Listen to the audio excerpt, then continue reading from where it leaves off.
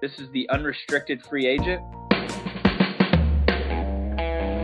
The Jimbo Fisher stuff. Were you in the room the other day when he threw? I was. Part of the reason we had so much fun beating Clemson was because we used to talk a lot of shit to them and they couldn't handle it. You feel fine, but your hands are shaking. Coach Spurrier couldn't give a damn. I want to take these athletes and mentor them. Why can't the Gamecocks win at the SEC tournament? So sunny all the time, so hot. Too sunny. Too sunny. Fans are going to be fans, and people who understand the sport are going to talk sports. With some weird dynamics. It's going to be painful, but I think at the end of the day, we'll be stronger people for it.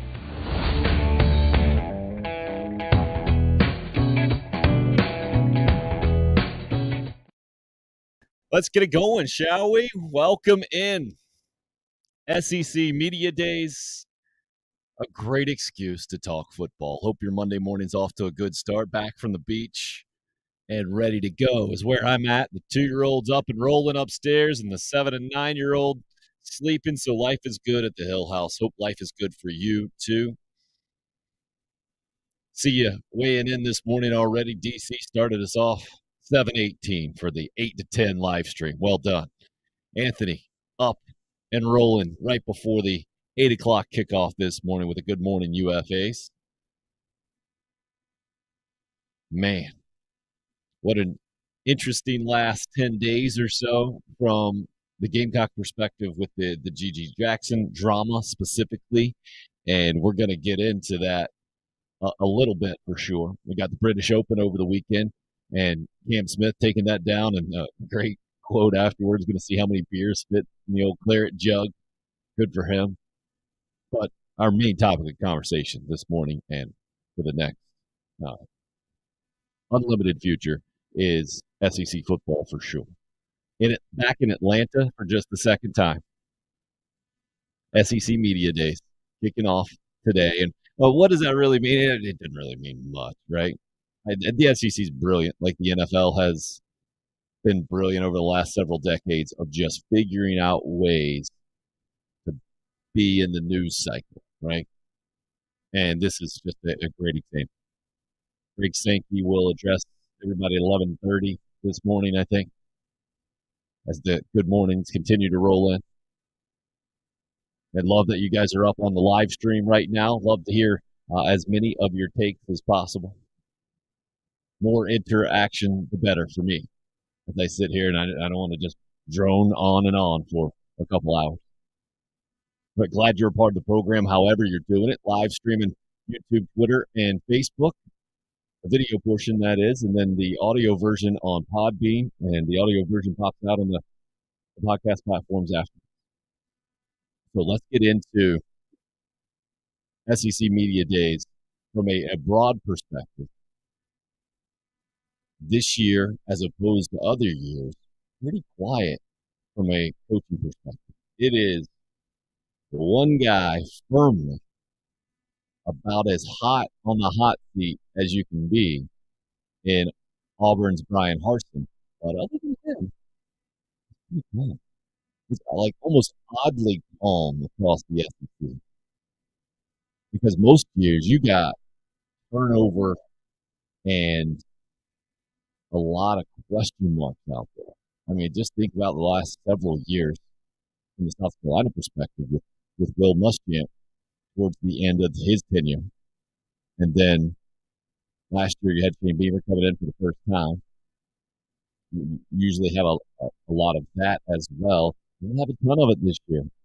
Obviously, you got the LSU situation, and LSU is up with Brian Kelly today, up first, actually. Ole Miss and Missouri also on the docket. Other than that, you don't have a lot of turnover. You got Billy Napier over at Florida and the Dan Mullen exit last year. But not a ton of, those are the two new faces this year in the SEC.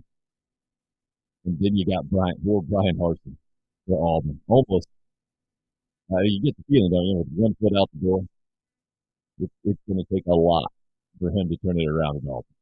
And who knows, even if we turn it around at Auburn, how long that lasts, it's difficult. So the coaching calm leads the way in my mind as we kick off the unofficial start of football season with SEC Media Days today.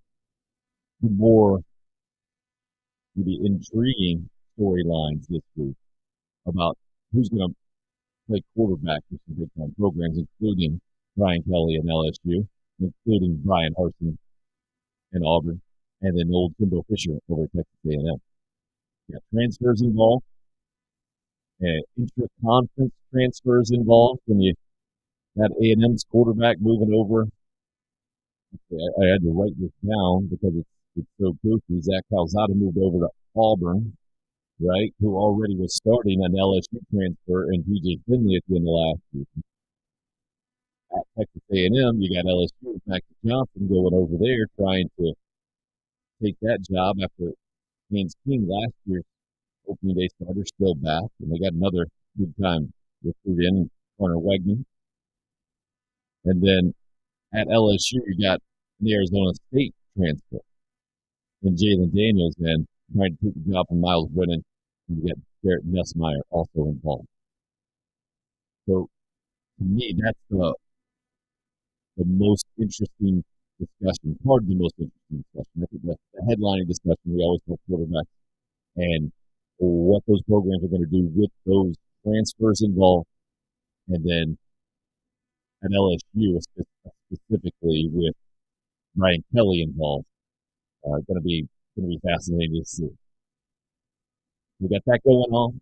Oh, KC, DC, by the way, saying he's in all over the place, subscribing to all 3 accounts. Well done, sir. Appreciate as much support as you can give us here on the program. And again, happy to be back. It is that time right now, I feel like, in the state of South Carolina, specifically where we try to get in a few days if we can at the beach, at the lake, wherever you are. Some are now winding down for our parents who are like, oh, yeah, got 4 weeks left until trying to make sure you get as much value out of that as possible in so many ways. How about the British Open over the weekend? We'll get back into football in just a second. But, man, it was almost the perfect combination in my mind. First of all, love St. Andrews. The birthplace of golf. Love that it's on when it's on, different time zone. It's so frustrating with the Olympics, right, where it's all off.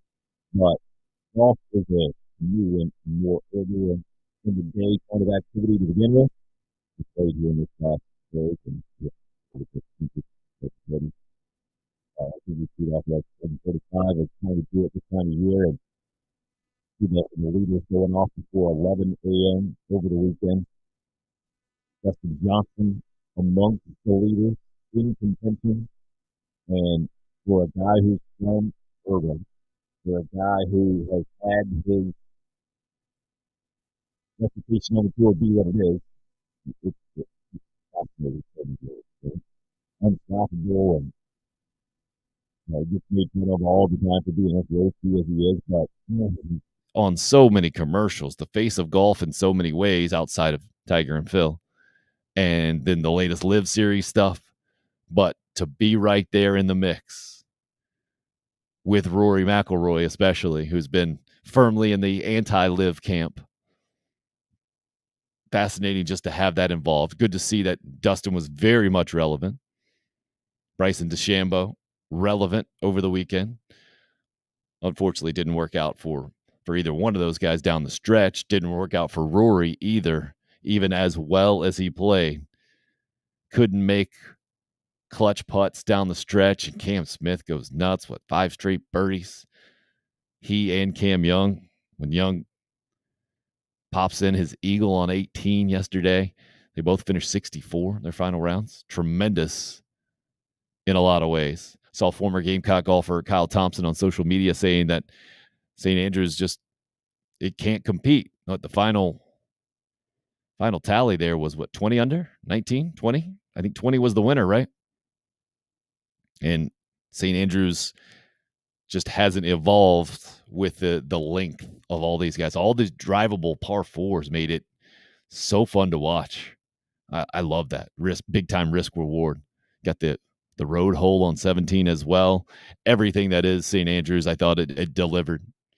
And the fact that you got a couple of Live Series guys with Dustin Johnson at the top of that list would have been exactly what I would have preferred. The only thing that didn't happen that I would have loved to see is Tiger Woods to play better. And man, another tough one to watch, especially hearing that Tiger's mobility is so much better going into the thing, and then seeing him kind of limping around there on Friday. That scene on 18 almost felt like a farewell as opposed to a welcome back.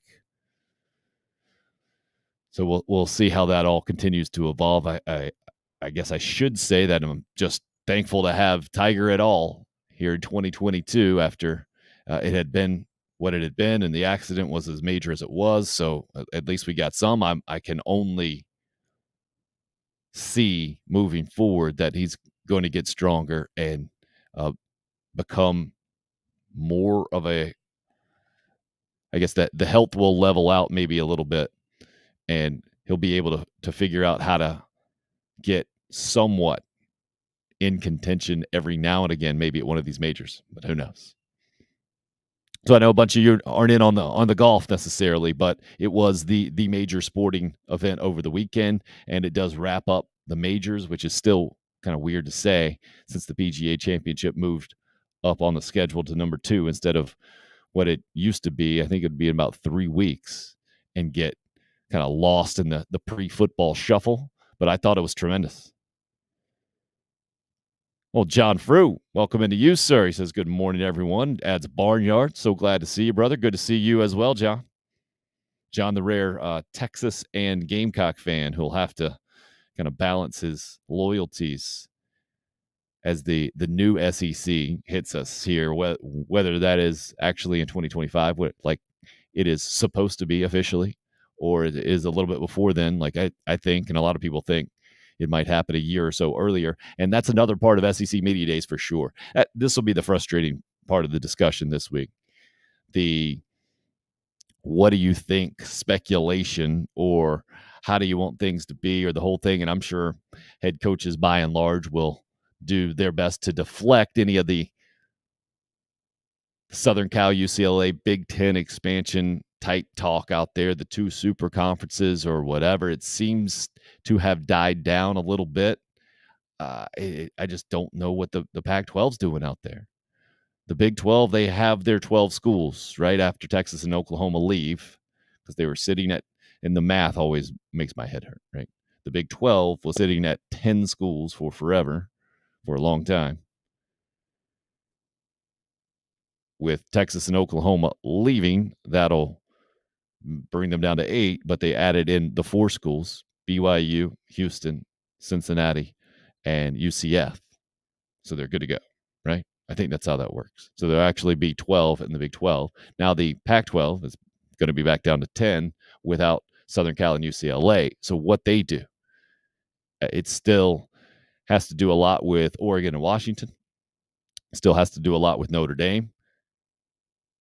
I don't know how realistic the conversation is around ACC schools with Clemson leading the way, Florida State as well, possibly joining the SEC. Well, I would imagine Greg Sankey will. How do you handle that if you're Greg Sankey this morning? The Big 12, they had their media days before. That was one part of their big power move, is to move it up before the SEC, and I think by and large it gets ignored by the national sports landscape. But their new commissioner saying they're open for business. What does that mean exactly? So any talk about the expansion and how the face of college football is going to change or has changed is going to be frustrating, I think, for me to hear, and maybe frustrating for coaches to get those questions, because I think they're as in the dark as most of us are. And what I've learned in the last couple of years is that the big time conferences are going to make big time moves, and they're not going to let you know about it. The big time players aren't going to give you a big heads up on that. Texas and Oklahoma and UCLA and Southern Cal, and that's why the conversation can grow tiresome real quick to me. All the speculation and the whole thing we already saw. The major moves just happened, and no one could have seen it coming outside of, I don't know, a handful of people that were on the inside, maybe a few more than that. Morning, Craig. Welcome in. So SEC Media Days, again, not really an event, right? It's they try to make it an event, and they pop back and forth now. This is the second time they're having it in Atlanta. The College Football Hall of Fame is, by all accounts, really cool. I haven't been there. I think it's a great idea. I think it's in a good spot. I think it makes a lot of sense for the SEC to do it there instead of in Birmingham, where it is an Alabama-centric type deal, and it is a great chance for everybody else who doesn't live in Alabama 365 days a year to get in there and see just how nuts Alabama fans are and how much of a rock star existence Nick Saban lives there. Jason, good to see you as well, weighing in on the YouTube live stream. Great to be back in action. And this is the time of year now where I feel like we really crank it up from the SEC discussion. That's all this is.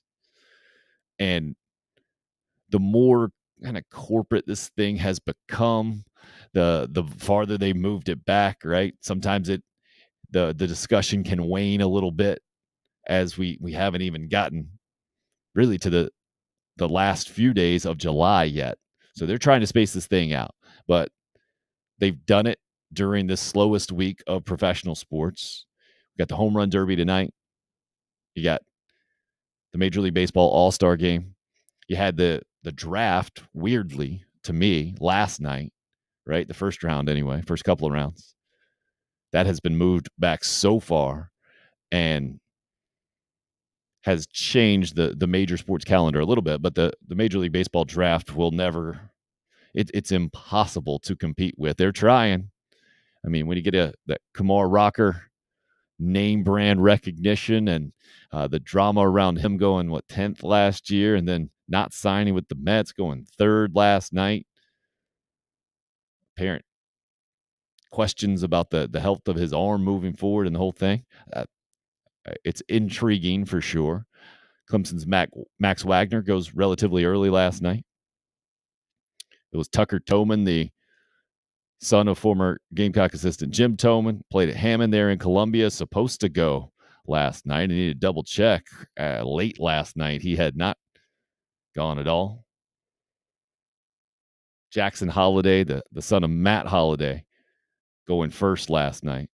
When you're the son of a former All-Star in the big leagues, not too surprised, but man, I'm just looking at him. Looks so young.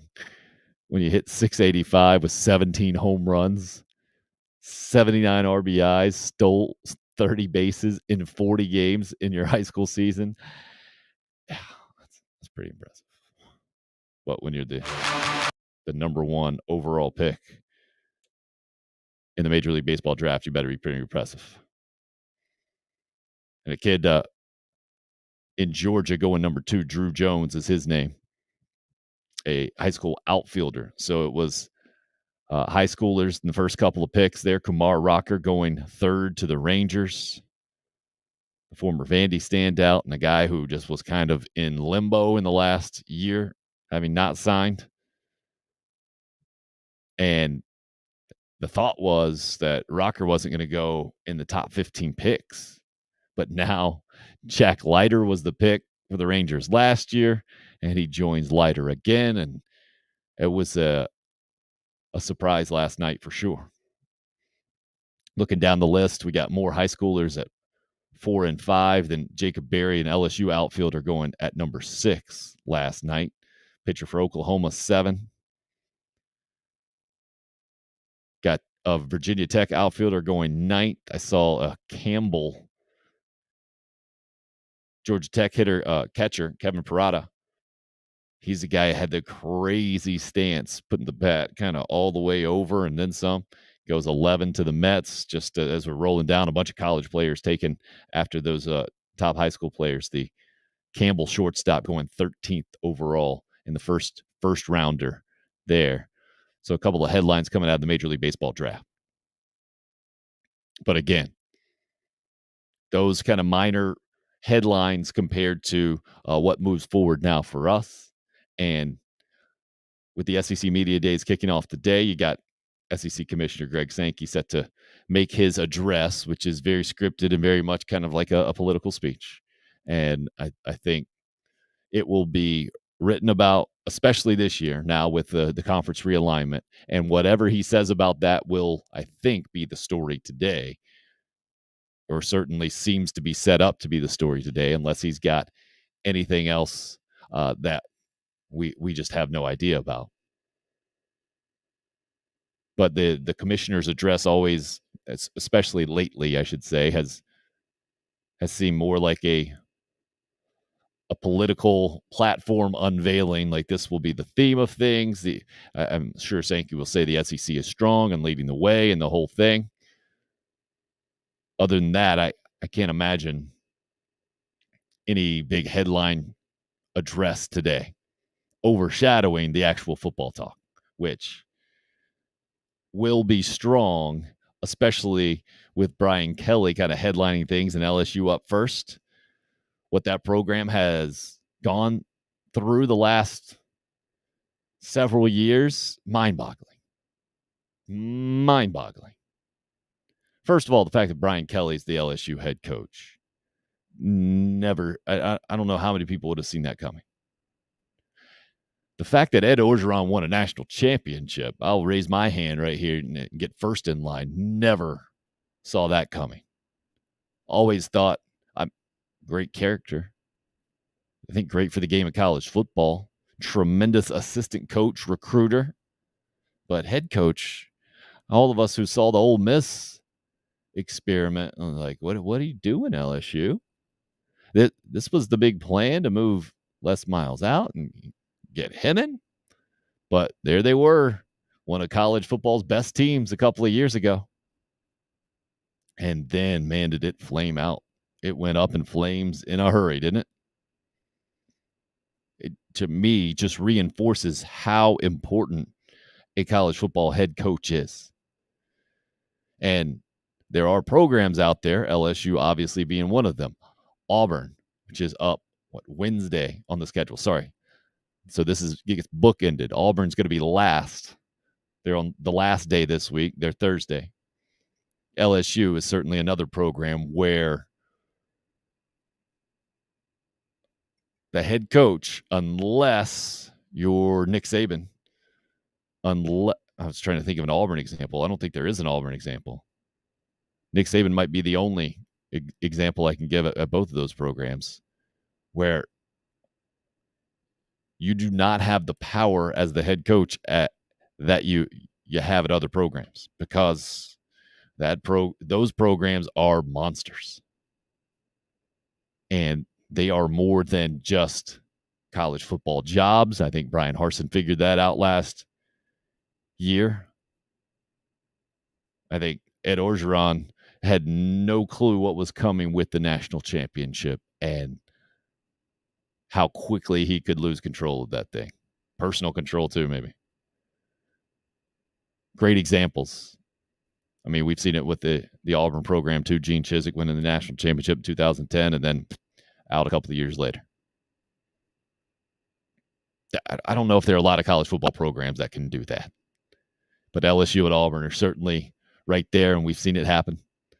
And now Brian Kelly comes in. And, man, this is going to be great. I mean, just great in so many ways, right? The more I think about it, this is almost like, to me, and maybe the first example that I can remember, I guess you could say Brian Harsin to a certain degree, right? We always talk about the college football transition for head coaches to the NFL.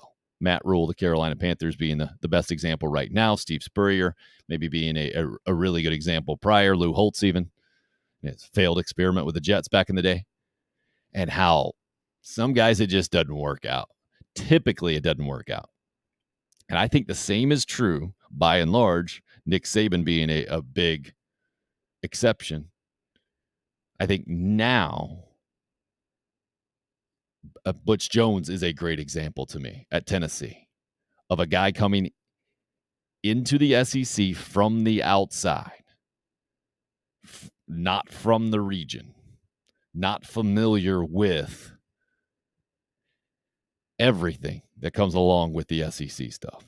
I mean, almost the exact opposite of Shane Beamer having worked at Georgia, Mississippi State, Tennessee, South Carolina. Will Muschamp, obviously, a great example of an SEC guy having worked all over the conference seemingly for years and years.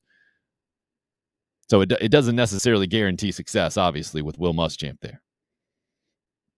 Just because you know the landscape, you know what the SEC is both on the field and off the field, excuse me. But Brian Kelly right now at LSU is the first massive example to me of that college football to NFL transition type. I think we're going to see it play out before our eyes. Notre Dame head coach to LSU head coach in 2022. Everything that comes along with it, especially at LSU now, having the dramatic drop off, the program going up in flames, or just the public embarrassments of Ed Orgeron and losing control there, and obviously dropping off on the field as well. So any situation that can dwarf everything that Lane Kiffin is and represents, and kept me from talking about Lane Kiffin for 27 minutes this morning, and Ole Miss up second today, and certainly playing that. I mean, Lane Kiffin probably will say something to get him maybe to jump the headlines. If that's what he wants to do, he'll do it. That's kind of who he is. But Brian Kelly, obviously the headliner at SEC Media Days, I would say this week in general, but certainly today on day number 1 with just 3 schools going, and Missouri kind of the afterthought. Eli Drinkwitz, again, like how he approaches things, not afraid to ruffle some feathers every now and again. Pretty honest, I think. Pretty funny guy. If you're in the room, it can obviously respect what he did at App State and what he's done now at Missouri. I think he's off to a pretty good start, but just so far down the pecking order, right? I mean, so way down there at the bottom. And Missouri might always be way down there, even when they were winning the East Division a couple of years. Just seem to, that just don't have the SEC feel around their program for whatever reason. I think historically, geographically, it's all just odd. So for, I think, most of us today, it's LSU and Ole Miss. And the Brian Kelly experiment, I'm going to call it. The Brian Kelly situation, what happens at LSU. Like, it's not what some other ones have been. There's the Urban Meyer deal, the Jacksonville Jaguars, most everybody saw coming. Like, yeah, good luck with that. That it doesn't make sense in so many ways. I get it that you want a guy who won national championships at Florida to go now coach the NFL team, one of the NFL teams in Florida, and you think that'll work and the whole deal. There's just so many glaring neon signs like, nope, not going to work. Not nearly as obvious to me as that. And with the Nick Saban national championship example preceding him at LSU, clearly there's a blueprint there, a foundation, a precedent that it can work out. But I don't know, man. I would put it at a coin flip at best And if I had to go one way or the other, is this going to be a successful, long-lasting relationship between LSU and Brian Kelly? Put me in the no category. The ridiculous fake Southern accent to start, right? When he's talking to LSU fans at a basketball game, his introduction, bad start. I think, well, let's rewind. A great get for LSU in the coaching search. I was also put me in first in line. I just thought it was going to be pretty obvious that Billy Napier is going to take that job, having been in the state, having the reputation he had, knowing that he had some job opportunities beforehand. Thought that was the way it was going to go for LSU. And then you kind of go up a couple of rungs on the college football coaching ladder.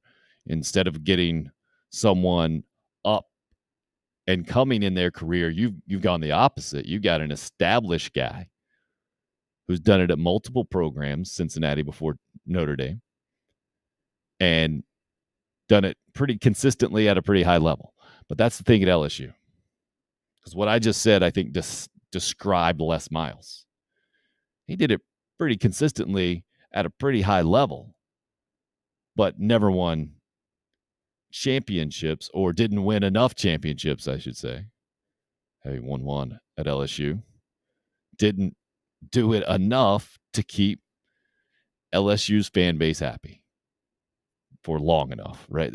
It always seemed to be, and it always seemed to be dramatic is what I was thinking. And then it was hey, I'm still boggled by Les Miles not getting enough credit, I think, for recruiting big-time classes to LSU, but always getting the blame for them not being the number one team in the country every single year. Basically not becoming Alabama, what Alabama has become under Nick Saban here in the last decade. And maybe LSU fans were right because Alabama did it. And why can't LSU do it? If Alabama can do it, I mean, LSU, Louisiana, is a state very similar to Alabama, and LSU doesn't have an in-state rival to deal with like Alabama does. They dominate that state. They should. And Brian Kelly's already mentioned it's different recruiting at LSU in that area for sure than it was at Notre Dame. And the fact that you could have a Notre Dame coach talking about recruiting disadvantages moving to another job makes this so fascinating in so many ways. That's why I do, in my head, it goes to that kind of massive transition from a coaching perspective, where you move from college to the NFL. I get it. It's still football, but in so many ways, it's such a different job. You move from Notre Dame to LSU. I get it. Still major college football, but in so many ways, I think it's going to be such a different job. And Brian Kelly will be under different scrutiny every single day. Notre Dame is a big job. You got a big time spotlight on you. There's no doubt about it. So he's been there. He's navigated it. But doing it at LSU, it's just, it is a different animal, man. You are the guy everyone is looking to in the entire state every single day.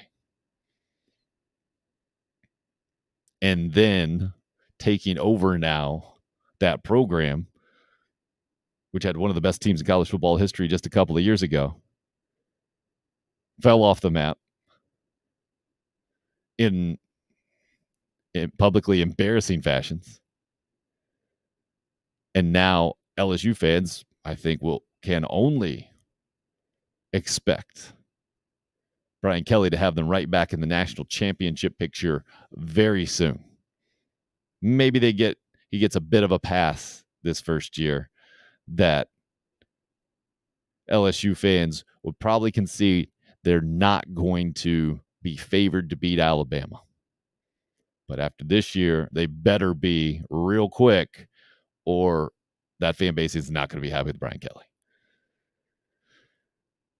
So how he how he answers questions today, how he comes off today, how much he kind of stays true to what I perceive that he's always been, a tyrant's too strong, but that he's that guy in the football program. Like he's a power wielding type of head coach that is not going to put up with a lot of a mess. And if he's unhappy, he's going to let you know about it. And I got Nick Saban at the top of the list, throwing tantrums on the sideline, I think, and being infamous for being difficult to work with as far as other assistant coaches on his staff. I feel like Brian Kelly might be right below him. And kind of ironic that he's at LSU as well, all these years after Nick Saban won the national championship, heading to the Miami Dolphins in a massively failed experiment, which I guess I should have mentioned back in the day, or as one of my examples of college football guys going to the NFL and failed experiments. Matt Rule seems to be leading that way right now. Steve Spurrier and Lou Holtz I mentioned before, but Nick Saban should be in that mix as well. So speaking of that, let's give you the rest of the SEC Media Day schedule. Nick Saban will lead things off tomorrow. The Gamecocks in Atlanta tomorrow, up third as far as the time goes for main podium addresses by head coaches. So it's kind of it's weird how it can be presented about a time schedule and the whole thing. I think it's just there are multiple rooms that these coaches and players go to at SEC Media Days. And one of the things I was most proud of in my career at WOLO TV and then at 107.5 The Game Radio, just had never went, made it a point not to go because it was a non-event event, right? It was everybody getting together to talk about something that's going to happen 6 weeks from now in a lot of different ways. There's no game there. It's like a convention, right? It's basically a convention. And I'm not a meetings guy. I'm much more of an action guy, which is really weird for someone just sitting talking about sports. But that's what I love about the sports is that we get the action, that we get to see how much or how little all the speculation ends up being reality or not. And that's the thing about sports, man. And that you always get a next game. And what's the great thing about baseball, especially, typically you get it quickly. And the media days for me can drive me nuts. And then this year, I think maybe at a new level with speculation about conferences and expansion and the whole thing. So we'll see how this all evolves over the next 4 days. But Alabama, Mississippi State, South Carolina, and Vanderbilt, the Tuesday schedule, which I think is a pretty good one if you're looking at it just from the Gamecock perspective. Mike Leach and Mississippi State, not a news story, I think, relatively easy to ignore nationally. You're always going to get overshadowed by Alabama, no matter if they're there or not that day, I think, from an SEC Media Days perspective. But going with Vandy, who will always be an afterthought, going on day 2. I don't think you want to be, if you're Shane Beamer in South Carolina, unless you somehow got to a clear position where you're competing for an SEC East Division title, which the Gamecocks aren't there yet. Under the radar at SEC Media Days is okay. It's just fine. You don't have to. You don't want to be, let's see, these other programs right now, right? The top 5 I put to watch, Auburn being number 1 because of the hot seat. You never want to be that program. And South Carolina probably never will be that program exactly. just because of the track record, not being a perennial powerhouse, not having the championship tradition.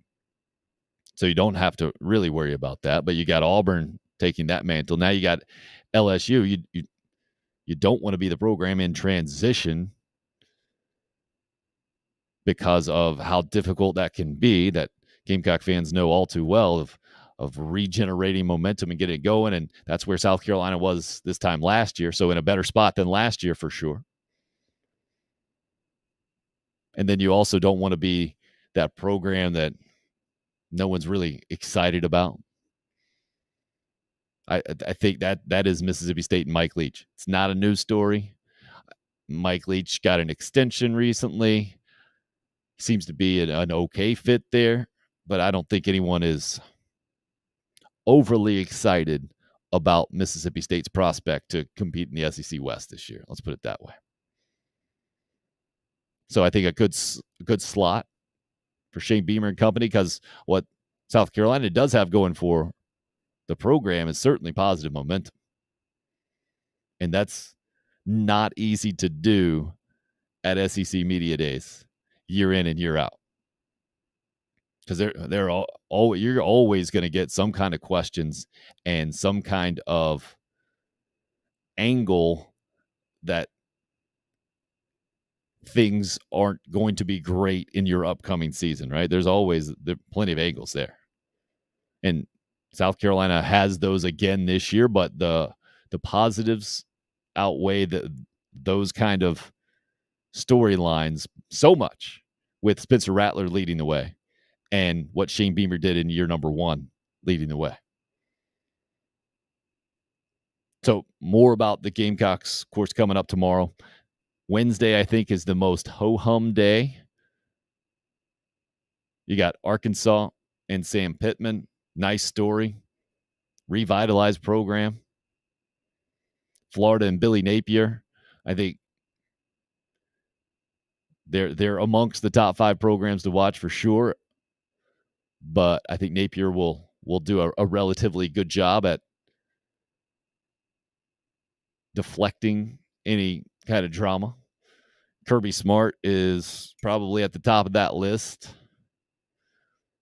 of a guy who knows how to stay out of any off-season image issues when it pertains to his comments. I don't think he's ever really stepped in it too much. He certainly doesn't go out of his way to be that guy, to be a headline grabber. He just continues to keep the machine that is the Georgia football program now rolling, and the recruiting just absolutely rolling. And then Mark Stoops is another guy, pretty under the radar type personality. Kentucky, the program has a lot more respect right now than I can remember it having, and he deserves the credit for it. He gets the credit for it, and the way that he's done it is very workmanlike and defensive minded, and from a hype train perspective, it's always a pretty low one, I feel like. And Kentucky being what Kentucky is, basketball centric, did a great job. Still can't change that culture for sure. I think this is the most interesting day of programs on display Thursday when things wrap up. Auburn, Tennessee, Texas A&M. Auburn with the Brian Harsin situation. Tennessee with a tremendous first year, Josh Heupel, and the massive oversized expectations that I think have now come along with that. And then you got Jimbo Fisher and Texas A&M, with Jimbo calling out Saban however long ago it was, 6 weeks ago or so, a couple of months ago. Number 1 recruiting class for Texas A&M. Talk about oversized expectations. That is Texas A&M. And we'll see how it ends up this season, and then the Jimbo Fisher era, where that leaves them. Because last year, losing 4 games, massive disappointment, I think, to a lot of Texas A&M fans. having had such a great year during the COVID season, having been so close to the college football playoff to now. I talked about the positive momentum for South Carolina and Shane Beamer moving forward. That one is a massive step back for Jimbo Fisher. Maybe one of the reasons we saw him as aggressive, we heard him as aggressive as he was with the Nick Saban situation and the calling Texas A&M out like everyone has for buying their recruiting class and the mess that is. But how Brian Harsin answers questions about his job security, the future of that program, the current state of that program, his quarterback situation, which the fact that 2 of these 3 have quarterback situations up in the air adds to the speculation, to the hype train here, to the reason why I think it's going to be such an interesting day on Thursday. But with Auburn having TJ Finley there, and we've seen the LSU transfer have success, we've seen him struggle. And we know that that quarterback position is so massively important to Auburn having success. We saw it with Cam Newton basically winning a national championship on his shoulders. Then you got the A&M transfer in Zach Calzada there, and an Oregon transfer as well in Robbie Ashford. I think just their quarterback situation alone shows you it is a great example of what Texas or what Auburn football is right now. It is a fluid situation, is how the politicians say that stuff, right? Very fluid situation there for Auburn. You're not getting it done, somebody else is in, right? And now, as opposed to the old days where it might have been some shady recruiting stuff or some boosters sitting on a tarmac, sitting at an airport, sitting on an airplane, talking to another coach behind a coach's back and the whole thing. Now it's transfer portal stuff. It's NIL deals. It's all right.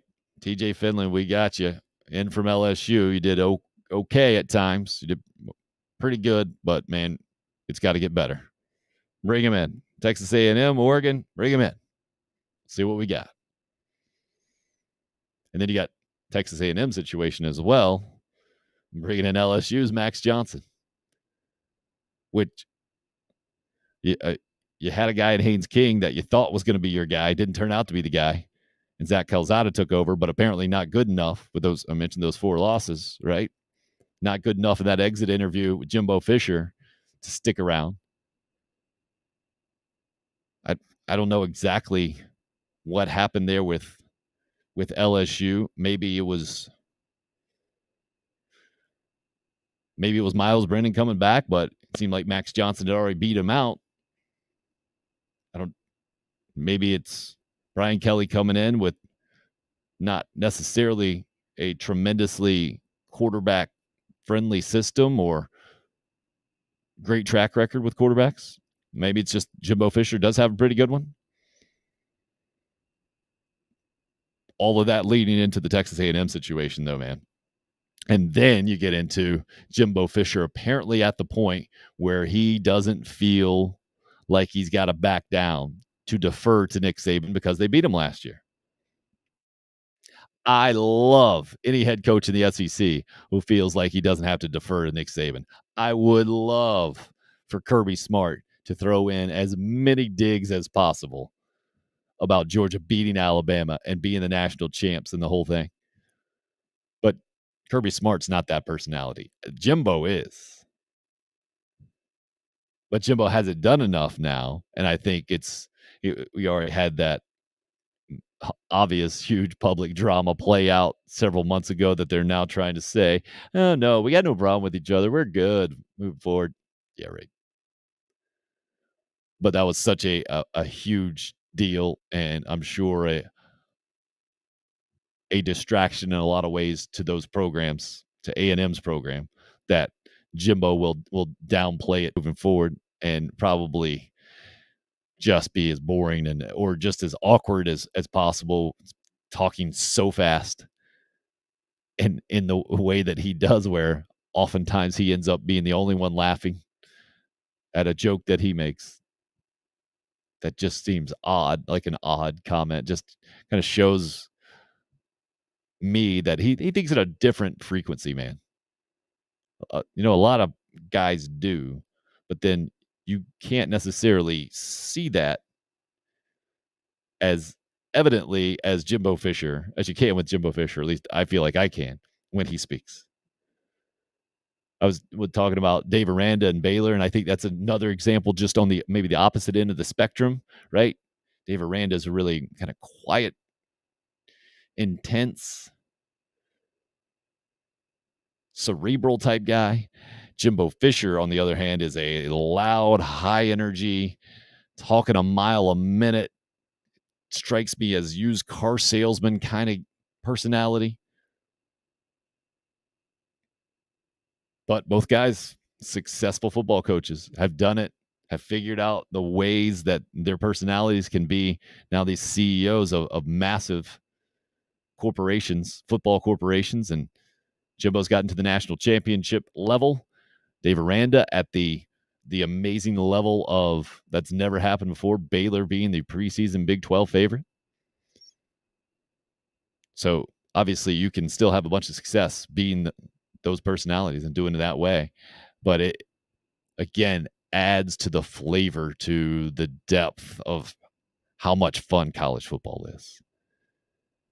And this year, with SEC coaching calm kind of going into this thing outside of the Brian Harsin and Auburn situation, maybe that will allow some of these coaches to be a little bit more colorful in their comments than they've been recently. I doubt it, because there's just not a lot to gain, I think, most of these coaches see from being honest, anywhere close to the honesty that Jimbo Fisher put on display a couple of months ago now.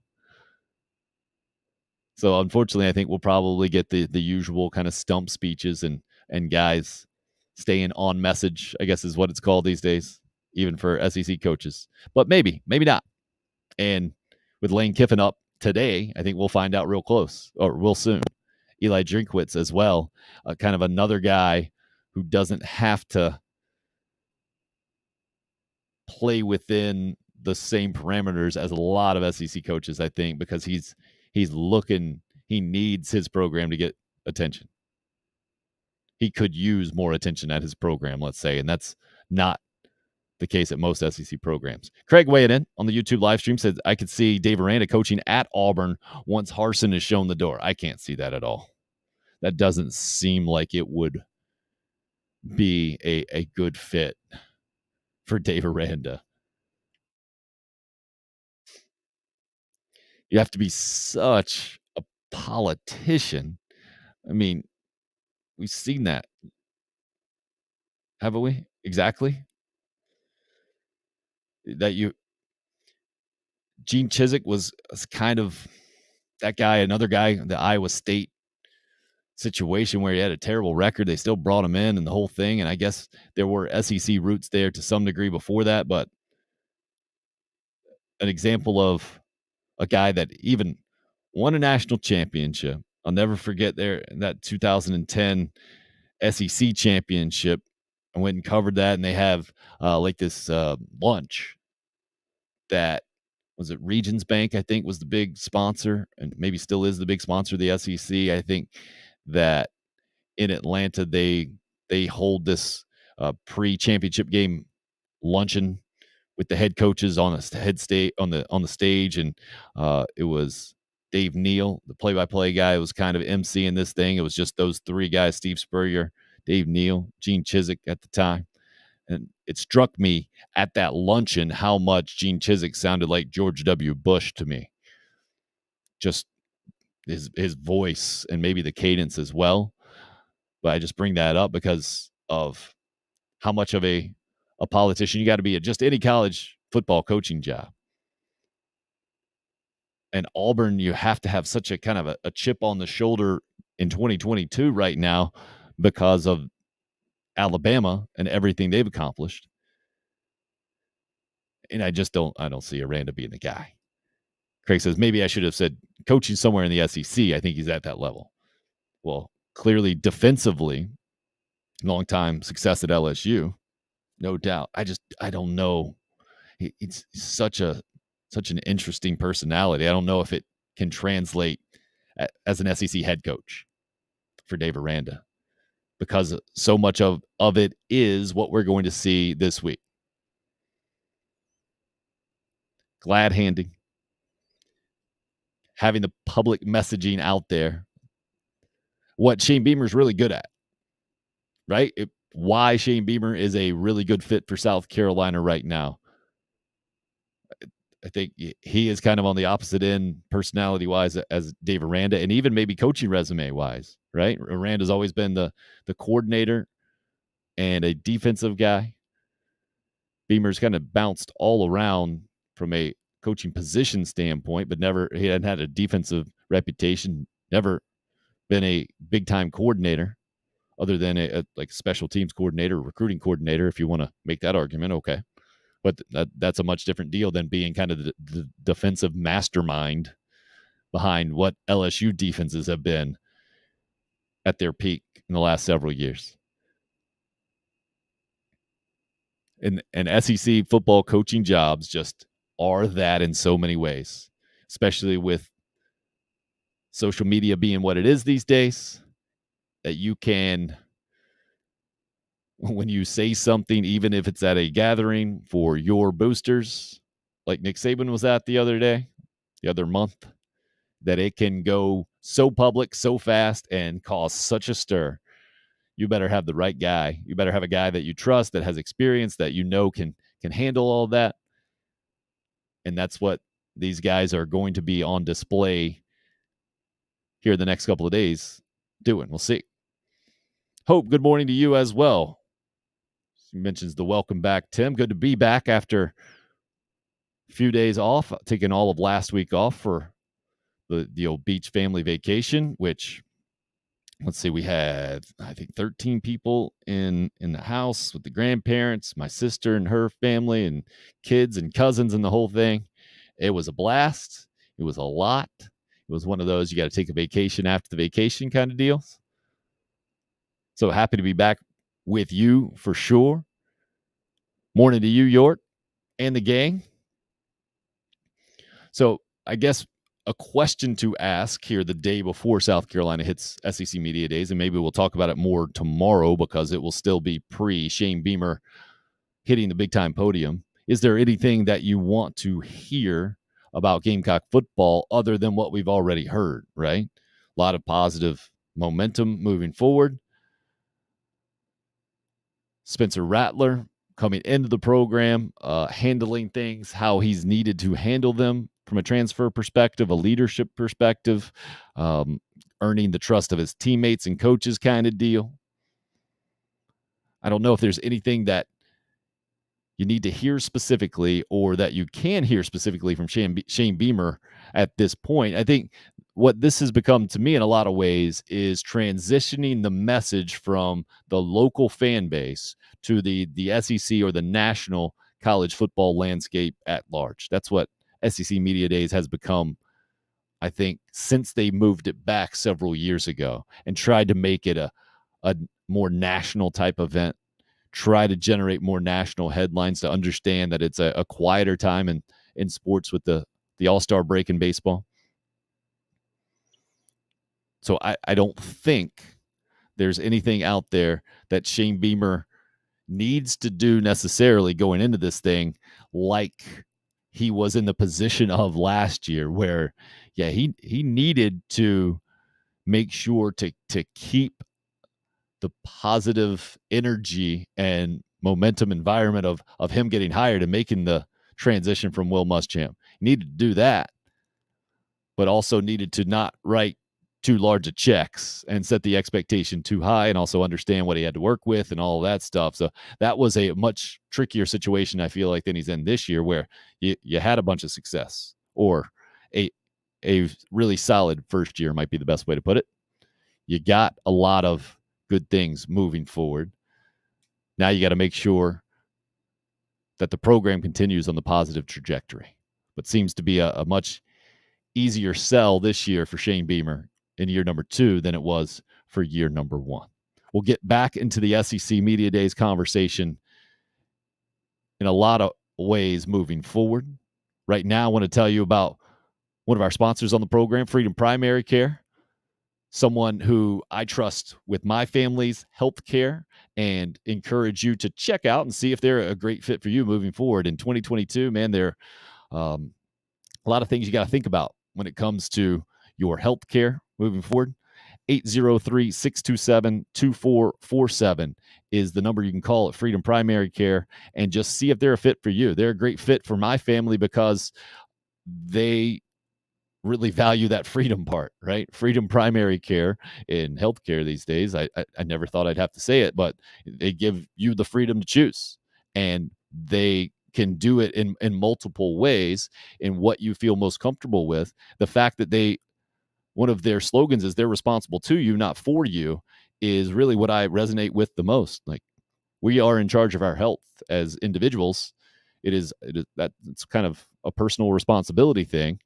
Then you go to a qualified expert like they have at Freedom Primary Care. They lay out the options for you, whether you want to go maybe more natural minded or you want to go more traditional minded. They'll lay out those paths of care, and then it's up to you and your medical professional to move forward in the most appropriate way. Freedom Primary Care is there for you. Check them out. Natural Solutions, comprehensive primary care, affordable memberships, 803-627-2447. That's Freedom Primary Care. I want to bring on our first guest of the week right now as well and switch gears a little bit. And I don't know if I can remember a time as we bring in John Combs, Westwood High School basketball coach. John, great to see you, by the way. How are you? Thanks for having me. I'm great to be here. Excellent. You got the Jumpman logo going over there. The earbuds are in. Big time. So I don't know if I remember, John, a time sitting right smack in the middle of media days, or as media days are kicking off, where South Carolina basketball was anywhere close to relevant in the conversation in such a major way, with the headline being a couple of days ago of G.G. Jackson decommitting from North Carolina, likely to come to the University of South Carolina. Can you put this in a better perspective than I can, having been attached to the program back in the Eddie Fogler days, running it as a student manager, and then being a high school coach in the area for as long as you have? How do you see this thing as we sit here today? Well, it is uncharted territory. I mean, you can't remember, because there's never been a time when basketball was on the forefront of people's minds when it came to SEC media football days right around the corner. Just a little bit of buzz and excitement that's, not usual. The only thing I can remember that might even be remotely comparable, and it's probably not even fair, is when Kevin Garnett came and visited. When we had him on an official visit, but that was a long time ago. That was pre-social media. So no, this is certainly a unique time for South Carolina basketball. So G.G. Jackson, for anyone uninitiated, Ridgeview High School basketball standout. John Combs, former Ridgeview High School basketball coach. It's been a few years, John, so I know you don't have the direct relationship maybe with G.G. that obviously Ridgeview does now. But I didn't even know this as well. So rated by some the number one overall prospect in the country for the 2024 class. Is that what we have to call it? Basketball is so weird because they split up the seasons, right? So for 2023 class. Okay. So not this upcoming year, but the next season is when he committed to North Carolina kind of for. And yet we've seen this in so many ways across sports, but especially in basketball, how you can reclassify and go to school a year earlier, which gets you eligible for the NBA draft kind of a year earlier. That's exactly where G.G. is, as I understand it, from an age perspective. He just makes the cut to where he can go to school this year and then be eligible for the NBA draft the following year. And the reason why, what I didn't know, is that North Carolina basketball hadn't had a decommitment. You want to guess the year, John? Did you see that? Do you remember seeing that at all?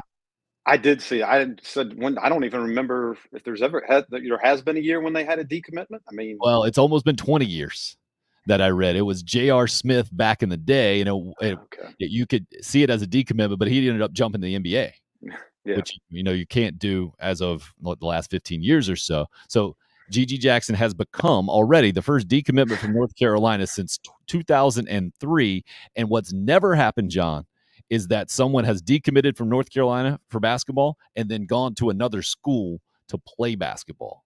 And yet that seems to be what's going to happen with G.G. Smith, or certainly what is favored to happen for him to play for the Gamecocks. Just an absolutely kind of mind-boggling situation from where I sit. How do you see it? Well, it is crazy to think that somebody would decommit from the University of North Carolina. Of course, I'm one of those guys that I want to pump the brakes on everybody thinking he's automatically going to come to the University of South Carolina. Let's let that young man make that announcement. And I will say I don't have any inside information on this other than I would tell you what's going to keep another school from coming in making a pitch now. Maybe an NIL offer that may be just too good to be true. So it is crazy times right now, and it speaks to a little bit to Coach Paris and his staff, and that they've created an environment where Gigi wants to go be a part of it. Well, just the fact that it seems to be kind of the favored move right now, the reported way that this thing's going to work out is fascinating to me. As you mentioned, Lamont Paris and coming in as a new head coach and doing it, and at the time where apparently Frank Martin had a good relationship with G.G. Jackson and was kind of right there in the mix recruiting wise. Well, you switch coaches, and that to me, from the outside looking in, seemed to disqualify South Carolina more than anything. Right. First of all, I mean, it's difficult. Those of us who've been around Gamecock basketball understand it probably way too well. It's difficult for the Gamecocks to compete on recruiting level with North Carolina and Duke, and so many in-state guys traditionally have gone that way. And now to see this kind of reversed almost, or very close to reversed, just fascinating, man. Well, there's so many factors in play, and a lot of things we just don't know about or know for sure. There's a lot of speculation. Whether when he decided he may want to play college this upcoming year, as opposed to waiting to when he normally graduates from high school. I've heard people say that, well, North Carolina, couldn't take him now because they've already got their scholarships filled. It's really interesting and fascinating to see. I think it's a perfect storm of a lot of different things. And I will tell you, Gigi, by what I know of him and his family, they love Columbia. They love being around here. We had our SCBCA postseason banquet back in March at Seawolves in downtown Columbia. And we had over, I want to say 600-700 people there at that banquet. And one of the honorees was our All-State Players of the Year. One of them was Gigi and his family. And him and his family, and I want to believe it was the Edwards family, the girl that plays at Camden High School, who's all world as well. They were the last ones to leave the banquet late at night. They just enjoyed hanging around with each other, spending time with each other. You just tell that there's a close-knit family bond there. And so for an opportunity, and I play no small part into that collective bargaining agreement people talk about with the NBA, where that could change things and how that could be a big deal. I'm sure that's playing a big part of it. And if anybody doesn't think the NIL plays a part in all this, I think they're probably really crazy. But I think it'd be foolish of me to even try to speculate exactly how much any of that plays a part of it, other than say it plays a big part in it. So I think there's so many factors, and they're just all working in South Carolina's favor right now. Which, man, that's a sentence I never thought I would hear in so many ways. Because, John, we've seen this play out in a lot of different examples. You mentioned Kevin Garnett back in the day, Jermaine O'Neal before then, jumping to the NBA as well. And then there are guys, Zion Williamson is the best example most recently of going to college basketball from the state of South Carolina, Clemson being in the mix recruiting, and it just didn't happen. And at the end of the day, from someone like me, my perspective, I have to say, well, can you really blame the kid, right? I mean, it's Duke basketball. It's North Carolina basketball. Raymond Felton, the North Carolina example. Larry Davis back in the day. But now, this goes to my argument about the name, image, and likeness helping to even the playing field, as opposed to making it more of an advantage for the big time schools. Do you see it like that? No, I completely agree. It also goes to which schools and universities best figure it out as soon as they possibly can. I don't want to sit there and say I know what North Carolina has done or would do for Gigi as terms of trying to do NIL or anybody else for that matter. But everything that I've heard is South Carolina and their fan base and people have been a little bit more aggressive with NIL. So you're right. I think it has leveled the playing field. I think anybody, I might have grown up being I went to the University of South Carolina. I was a South Carolina fan, but if I know when I was a junior, senior in high school, if some other place was going to give me a much better NIL money and talking about life-changing type money, you would certainly have to consider it for sure. How much do you think Don Staley, Asia Wilson, I've read that they've been part of the recruiting process. The fact that Asia Wilson did what she did for the South Carolina basketball community, maybe not even just like the Gamecocks specifically or the program, what Don Staley's been able to do there. How much do you see this playing into what's happened in the last several weeks, just kind of from the outside looking in?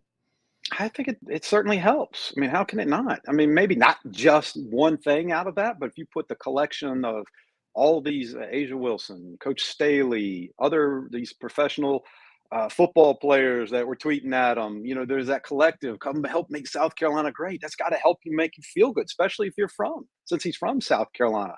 And he, like I said, he loves the area. So all that together, there's no doubt that it helps. Reassigning, what is it called? What are we calling it? Reclassifying is the word I'm looking for. Mm-hmm. How have you seen that play out in big time basketball prospects before Gigi Jackson? How do you see it playing out here?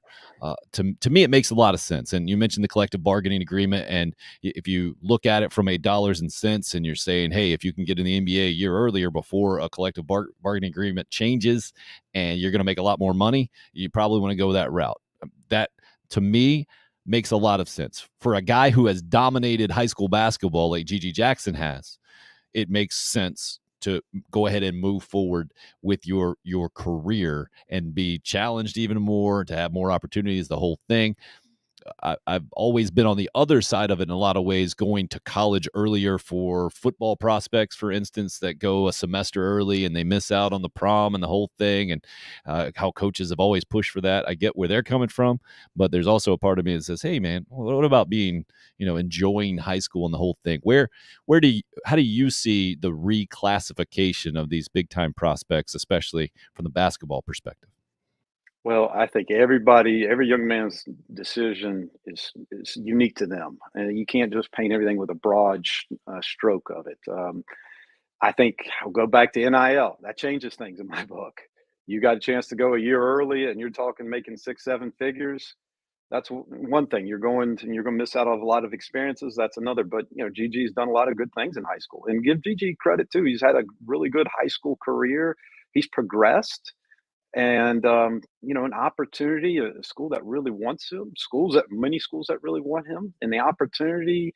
I don't understand the collective bargaining completely, but I do know if he has a really good year and NBA scouts really like him, that it could be a big time good money making choice for him. So, reclassing, you don't see it a lot with high school basketball, reclassing lower. A lot of times people want to wait a year later. Mm-hmm. You don't see it a ton with it being younger, but it is becoming a little bit more fashionable to do that because it makes sense in many ways. Makes sense for the rare phenom. Is that a fair way to put it? Yeah, very rare. I mean, this is there's one or two other people that I think maybe Duke or South, North Carolina, some other people that have gotten to do it before. I mean, I'm a big believer too. You don't want to miss out on too many of your senior high school basketball experiences. But if you got an opportunity and you've already done a lot of good things, I do worry about kids' health. Go for it. I don't fault him whatsoever for wanting to do this. So, if you are an advisor to Gigi Jackson at this point, do you advised this route that it seems to be going down, or would you have looked at it in a different way? How would you advise him or someone in a similar type situation, which I don't even know if we can even fathom at this point, someone in a similar type situation? Well, first of all, I wouldn't advise a young man to do anything other than ask a bunch of questions. Ask what do they want out of their life. You try to give people what are the likelihoods of things are going to happen. Because I want them to be able to project where they think they can go, what they think they can do. If you go early, these are the consequences for going early. If you wait and play out a normal high school career, these are the possibilities, good and bad, of what can happen with that. And then you try to talk to the family and you ask those different questions because there is so much there. I mean, like I said, NIL changes a lot of different things. The collective bargaining changes a lot of things. Most kids in high school can't really reasonably project being an NBA player. It's unfair to a kid to project being an NBA player. He's a special breed. You can project that we're not, it's not crazy talk to think in a year, 2 years, he could be a high level NBA player. So, that's where you seek advice for some older people. Maybe you seek advice from some players that are in the league, if possible, who are young phenoms that might have done it. But once again, the NIL, everything, that stuff legally changes things now because you could go to college and make a good bit of money right now. So it'll be interesting to see what route they go. No doubt about that. From the Gamecock fan perspective, I let me speak from how I see it. When the news of this first came out, put me in the camp of that's a nice story, but I don't see that happening at all. That the news was, the reports were, and Jamie Shaw from Gamecock Central, I think the guy who put it out first, that no, this is going to happen. He's going to decommit. He's going to come to South Carolina because of the collective bargaining stuff, reclassify, get out a year earlier, and do it. And I said, knowing the history that we know, John, what North Carolina is, he's already committed. I thought it was a nice story. No way that was happening. Now that the decommitment is official, he mentioned the dream of playing in the NBA. It seems very likely that this would be a year type stop for his basketball journey in the path. And you mentioned the name, image, and likeness and everything that can be now. It makes a lot of sense in a lot of ways. So I guess is it fair for Gamecock fans to think this is going to happen, to expect this is going to happen, and to kind of be banking on it at this point? Or I know you mentioned to pump the brakes on the whole situation. What do you think is fair right now from the Gamecock fan situation? Well, as a basketball coach and a Gamecock fan and a guy that's been a part of Gamecock basketball, I want to wait and see until it actually happens, till he rolls in school, until he actually shows up on campus. Um, I was very similar like you when I first read the story and I read the tweet, and I know Jamie Shaw pretty well, and that's why there's when he put it out there, I was a little surprised, but then as I started reading more into it, and I actually had a chance to talk to Jamie, it made a lot of sense. It made a lot of sense why they're thinking it and what they're doing. And then I know that's the things what we know. Who only knows the things that we don't know, what's being thrown around, what's being talked about behind the scenes. By the way, do you know what's one of the biggest, you know what the center of basketball universe is this week? You know what it is? Is that Peach Jam over in Augusta? Yes, the Peach Jam over in North Augusta. That's what people call it Augusta, but it's really North Augusta, South Carolina, which is crazy to think. Over the next couple of days, LeBron James is probably going to be in North Augusta, South Carolina to watch his son play. And it's not only just that, it's all the connections to basketball people that will come in and out of there. And, Gigi Jackson's one of them. And so who only knows what kind of stories are going to be shared, discussions that are going to be had while there. That's why one of those, let's just pump the brakes and let the young man decide. I mean, who's to say that something else doesn't come up that's just even better in this world of capitalism that we got right now? But I think it's fair for Gamecock fans to be excited because the first hurdle, the first domino dropped. I mean, him decommitting from North Carolina, that part was real. I think a lot of people, me included, was one of those, is he really going to do that? Because it just hasn't happened or any time recent. So for that to happen, that's one big hurdle that has fallen. And so, what's the next step? Well, we'll see what happens. I think a lot of us Gamecock fans are cautiously optimistic. I am. So we'll see what happens. If, and this is complete speculation, if it does happen, John, let's take that next step. But and again, I never would have gone this far. I didn't talk about it on the show, but out of as kind of, I feel like journalistic responsibility, right? There's a ton of stuff that pops up on the internet. I'll read it and I'll say, okay, well, let's wait and see if something actually comes of it, because otherwise we're just being a bunch of gossips and rumor mills and the whole thing. And that's not me. But I mentioned that 2003 was the last time anybody decommitted from the University of North Carolina. Massive domino, like you mentioned. So if it does actually come to fruition that G.G. Jackson comes to South Carolina, what is any kind of reasonable expectation for a guy who comes in with the reputation he does, all the pressure and the whole thing, for not just him, but the first year of Lamont Paris in South Carolina in such a transition? Is any idea what a reasonable expectation would be from a fan standpoint?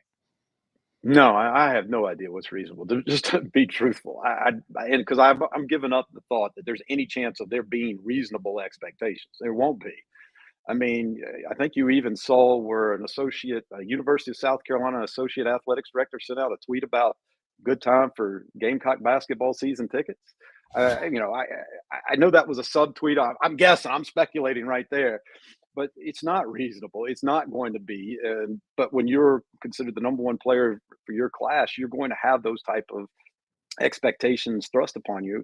And it's a great thing for Coach Paris and the Gamecock staff, but it's also a challenging thing because there are going to be these enormous expectations, what you're supposed to do with a number one player. And, you've got the unknown of your whole, the basketball team is going to look completely different with or without G.G. Jackson. So I don't know what's reasonable. I think if people start talking about deep NCAA tournament team, anything like that, I mean, that's what your goal is, and that's what the team's going to shoot for. But expectations, I don't know. I mean, you're talking about a young man who is Gigi is extremely talented, and he is a very good basketball player. But he will this upcoming year should be a high school senior, and now he's going to transition to be a college freshman in arguably the best basketball college conference. That's a lot to ask with a brand new coach, with a brand new roster, unproven commodities almost at almost every spot. Maybe that's not fair. Maybe I got to go back and look at the roster again. There's a lot of question marks, and I hope people just let them develop, let them see what happens. But it's okay to be excited about it. It's okay to think that good things could happen. Just don't place crazy expectations on this team.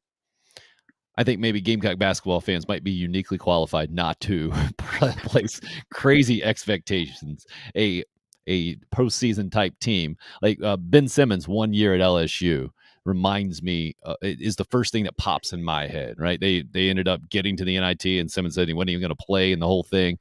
I saw him come to Colonial Life Arena, and PJ Dozier kind of out battled him that day. It seems to be maybe a reasonable type expectation, or just a precedent of a really, really talented guy coming in. Clearly it was going to be a one and done type situation. Mm-hmm. It wasn't a program changer by any stretch of the imagination. Now, this one is a lot different, I guess, if it does happen, because of the hometown connection, because of the South Carolina importance of this. And maybe you can speak more to that. Being a South Carolina high school coach, you've seen it firsthand. Really talented guys leaving the state of South Carolina. Being a Gamecock guy, you know everything that you mentioned, the Kevin Garnett official visit back in the day, and how Gamecock fans always say, if this would have happened, if that would have happened. This just kind of removes all of that, doesn't it? I mean, it's gone if G.G. Jackson actually goes through with this thing as a Gamecock, right? Well, it's certainly huge. I mean, it's a great get. I mean, I remember, my good friend, high school guy, B.J. Mackey, when he committed to the University of South Carolina, he had other options, whether I think it was Virginia, Florida, and that was a real big deal. I still remember Coach Fogler coming into the office with a big smile after B.J. committed, and Coach Fogler didn't come into the office smiling right from the get-go. So that was a big get. And of course, that led to things progressing pretty well. And so it's a start. I mean, somebody of Gigi's caliber just doesn't come to a program just for one thing. He's probably got a number of things, and obviously he likes what he sees with Coach Paris and the staff. And like I said, he wants to be at home. But as much as I want to be at home, if there's a much better play, and just like I would love my daughters if they would ever want to play college athletics, I would love for them to stay close by home. But if there was a better opportunity for them away, I want them to do what's the best opportunity for them. But it's certainly a great positive step forward. Craig says Georgia and Anthony Edwards. Craig is from North Augusta, by the way, is pumped about the Peach Jam and the whole thing. But it's another great example, a more recent example too, and kind of a clear example as well. It didn't help Ton Crean very much at Georgia and the program necessarily, but Anthony Edwards used it to further his career and went on to the NBA and the whole thing. So as you were talking about the South Carolina program, do you feel like maybe that's can be the big winner out of all of this, or maybe just Gamecock fans being able to shake off the idea that its program just cannot compete at a certain level if this does go down, John? Well, I just think I think the University of South Carolina needs to do whatever it can to protect its best players that are in state. And this is it's just proof that even though when the big blue bloods come calling, that the University of South Carolina can keep one of its best players in state at the University of South Carolina. Now, a lot of it's going to see how does he progress? What type of college experience does he have? He doesn't have to have a deep NCAA tournament run for it to be a successful experience for him or a successful thing for the whole team. It just has to be a good experience that launches him into his pro career. That maybe other guys then see, okay, well, it worked for Gigi, it can work for me as well. So this is one of those things. It's not going to be just a 1 year that yes, it worked great or it didn't work great. It's going to take a little while for it to all resonate. How did it work for him? How did it work for the program? Because said really the hard work's going to start once they get them. Once they, because now you're going to have to manage expectations. Now you're going to have to manage outside distractions, and there's a lot of things to go with that. But it's certainly it's a good thing to try for sure.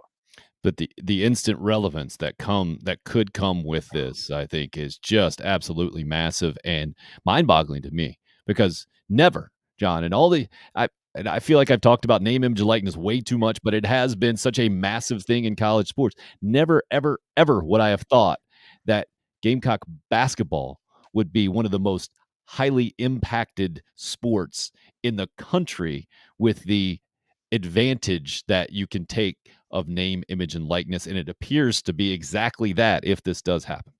There's no doubt. Name, image, and likeness is not a part of this equation. I doubt very seriously me and you would be having this conversation right now. It just wouldn't. And I'm not so sure that he would reclassify. Now, maybe he would with the collective bargaining agreement and things of that nature. But I don't think we'd be having this conversation. But we are. And that's one thing I said a long time ago. Coach Paris when he took over the Gamecock basketball job, it was the most difficult time ever to take over a college basketball job, because you had people transferring left and right. You had the transfer portal where that was perfectly legal. But the asterisk was behind it. You had like you said, the name, image, and likeness part to it. Well, that's a great equalizer. And that's got an opportunity for it to be in favor of South Carolina basketball this time. Because I don't understand. I'm not even going to pretend to understand how the name, image, and likeness works and all the different deals. But obviously, there's enough interest in this young man that there's enough money potentially being thrown out there, talked about, to where he is making a life-changing decision from the University of North Carolina to another school. And I would think name, image, and likeness plays a big part of it. And South Carolina is in the discussion for it, and as it should be. But that means there's a lot of people interested in it and to make this happen. Just mind-boggling in so many ways that we're sitting here having this conversation, John. From what you've seen of him as a player, I know it's kind of a pet peeve to say, hey, this guy plays like this other guy or is going to be like this. But can you give us a better sense of Gigi Jackson's game from your perspective? Gosh, I mean, he is so. Every year that I've seen him, he just keeps getting better and better and better. I know he's people, they look at him how tall he is, but he's got a great touch. He's really good dribbling the ball one or two dribbles, pulling up, mid-range jump shot. His three-point shot is getting better. There's been times I think he's settled too much for that, but he's gotten better. The thing that really spoke volumes to me was when he won the MVP of the NBA's Players Association camp. That's a high level camp. You don't win MVP of that camp. Matter of fact, maybe Zion, I don't know if he won it, but maybe he did back in the day. You don't do that unless you are high level as a basketball player. And so he's produced really well for Ridgeview High School. He's doing well for his AAU team, and then did well at the NBA Players Development Camp. His upside is really tremendous because he's got a good stroke on him. He can put the ball on the floor really well. He's not going to probably bring it up the court often, but he can make moves, spin moves, mid-range jump shot, off the board. He's really talented. I hate to even compare him against someone else. And let's get him into a college weight program, and he puts a little bit more strength on there. His upside is really, really good. What, 6'9", 6'10" is what I've read. Does that sound right to you? But I always see the power forward attached to him, and that I don't even know if there is a power forward in basketball anymore. How do you see the position thing moving forward? I'm not a big fan of labeling positions. It's really the only one position to me. Point guard, that's one thing. He's probably a power forward. He's 6'9", 6'10", but I think he's got like a 7-foot wingspan. He is just so long and really athletic, and he's a fun kid to be around. Yes, is he probably going to play a 4? Yeah. Could he probably guard some threes? Absolutely. And he's a guy that can step out. I mean, defenses are going to have to account for him out on the perimeter, and he's a really, really good shot blocker. So he could probably guard some 5s. Our game is changing so much. It really does change. You're not going to see too many back to the basket constantly type of guys. Coach Paris has got the great, if he were to go to South Carolina, there's a lot of different ways in which you can use a skill set for him. You're not going to use them as this, okay, well, Bud Johnson was a 4-5 back in the day, or William Gallman was this, or, Ryan Stack. You just use guys based on their skill sets and what they can do. And someone like Gigi, he can do a lot of different things. That's great. The names you brought up, the Gallmans and the Stacks and the whole thing back in the day. When I hear power forward, I think of like Xavier McDaniel, especially from the Columbia perspective. But when I hear you describe Gigi Jackson's game, I hear it more like a Kevin Garnett. I know it's ridiculous to put these labels on them, but I'm just trying to get a sense of the game and the whole thing. I know you're coming off a big weekend yourself. First of all, I haven't talked to you in a little while. The summer overall of basketball, how has that gone for you? And can you give us a sense of a typical summer from a basketball coach's perspective and these prospects like Gigi Jackson, everything that's gone on? You mentioned the Peach Jam as being an example of clearly this is not a time where guys just go to the beach and hang out and don't play basketball. No, June and July are extremely busy. Now, I do my best to try to back off a little bit in July. June was big time for us, and it was actually big time for college basketball too, because there was 2 scholastic events where college coaches could go out and watch the high school Division I coaches could go out and watch the high school players play with their high school team. And we had a big team camp event in Rock Hill in the middle of June. And I've got a young man named Arden Conyers who's getting a lot of little publicity right now. He's got offers from people like, I think Furman. He's got Wofford, North Carolina A&T. South Carolina is heavily actually interested in him. They're going to follow him. And so it's almost nonstop each weekend. There's a little bit of a break there for July, but there's two scholastic weekends in June, and then there's 2 live weekends where Division I coaches can go out in July. And the second weekend is about to come up with the Peach Jam's coming up right and going on right now. And it goes on for a long period of time where the college coaches go out. So if you're a high level athlete, June and July, high level basketball player, June and July is actually extremely busy and extremely important to your recruiting. We had an opportunity to play in a scholastic event in Georgia, and there was probably over 200 Division I college coaches at these different courts, these different games. I mean, look over, there's Nate Oates, there's Coach Paris. He watched most of our games while we were there.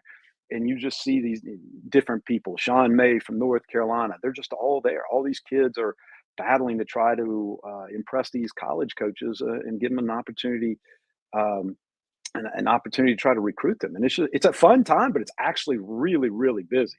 I'm getting old, so I only really do June really hard. In July, I kind of back off a little bit. I don't do AAU a whole lot, except I do try to go out and see some of my players play. And, that's when I try to, kick back and relax a little bit. Scholastic events, you mean just playing with your high school team? Is that what that means? Yes, yes. Scholastic. The NCAA did a really cool thing, and you don't hear me say that often, but they did a really.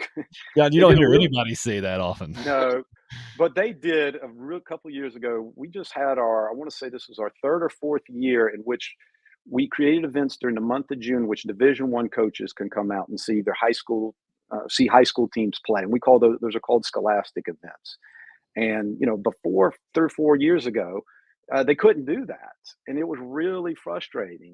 College coaches really loved seeing guys play with their high school team because the high school guys are the ones that they spend all the time with. They're the ones they go to class with. They're the ones they go to lunch with. Those are the ones they hang out in the hall with. They want to see how they interact with them. AAU has a reputation of where it's maybe not as structured, which is not always fair because some AAU programs are highly structured and do a really good job. But it's just another situation because there are guys that thrive better in an AAU situation. There's some guys that thrive in a high school setting. So it is a really cool time, and it was a great opportunity for the Division I coaches, especially in our state, to get out and be seen. I mean, we had most all the Division I schools come to our event from South Carolina, and there was a chance for us to get to see Coach Paris and his staff, and Coach Brownell, and a lot of the guys that get a chance for us to get to see them and them to see us. So can you give us the scouting report then from the Gamecock perspective? Brad Brownell's been at Clemson a bunch, and Troy, a Clemson fan, already taking a shot at his coach, and that's kind of where he is with a lot of the fan base there, I think, in a lot of ways. But Lamont Paris was a virtual unknown, I think, to a lot of Gamecock fans when he got the job, and has been relatively under the radar, I would say, from just a public promotions type perspective. What's the sense you get of him? And I don't think you had any prior relationship with him either, did you? No, I did not. And I will say we also had an opportunity. One of the weekends we took our basketball team and went to the USC Lamont Paris team camp that was down there, and that was a great opportunity. You can certainly see, and I felt that Coach Paris and his staff were extremely intentional of meeting high school coaches, spending time with them. And that's not just Coach Paris. That was all of his staff. Tanner Bronson, Tim Buckley, Kerry Rich. I mean, they were all there on campus, and they were real intentional about going up to speaking to high school coaches and trying to develop a relationship. And that's one thing that I've heard from a lot of high school coaches, that this staff has been extremely intentional about building relationships with the high school coaches in South Carolina.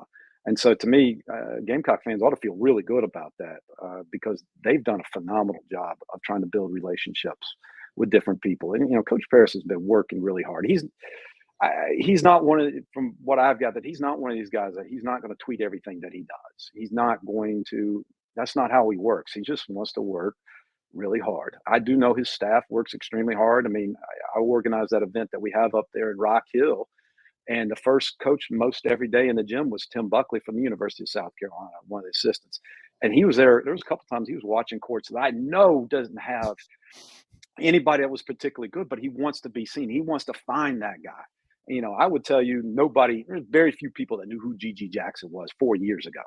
Yeah, there were basketball guys that probably knew a little bit, but there was, they almost went to see every team, even a little bit, just to develop relationships and see. So, and Clemson was there as a lot too. I don't want to say that Clemson wasn't there, or Coach Brownell was there a good bit, and Lucas McKay and some of their new assistants that they were there as well. Got to see them in Georgia.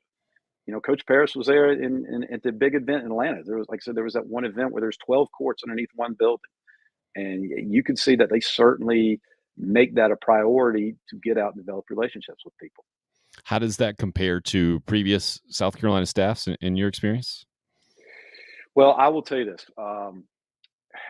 Frank Martin, I've got a good relationship with. And every time I've ever asked Coach Martin to speak at on one of our South Carolina coaches associations, clinics, or anything like that, he always said yes. And he did so very willingly. He was great. Anytime I called or need anything, He would return a phone call. He would message back. He was outstanding. He even did a coaching clinic one time on his wife's birthday up in Greenville. He kind of forgot that it was, I probably shouldn't say it, he probably forgot it was her birthday, but took her with her to Greenville. But he was just committed to doing that. I had a great relationship with Coach Martin. But if I'm being honest, I didn't have as much of a relationship with his assistants, and that's not trying to be ugly. That's just I didn't have a much of a relationship with them. Now, this new staff, Coach Eddie Shannon, Tim Buckley, Tanner Bronson, I've talked to them more in the past 2 to 3 months than I did Coach Martin's staff than probably the whole time. You could just tell that they're very genuine about getting to know people. So from that regard, they seem to be more engaged than the other staff. Even though, like I said, Coach Martin was great. I mean, he really was fantastic. I remember the first time Coach Martin spoke at a little clinic. We had about 40 of us coaches in a room. He gave every coach's cell phone number right there from the get-go. I don't know how many Power 5 Division I coaches go out there and do that. He did that.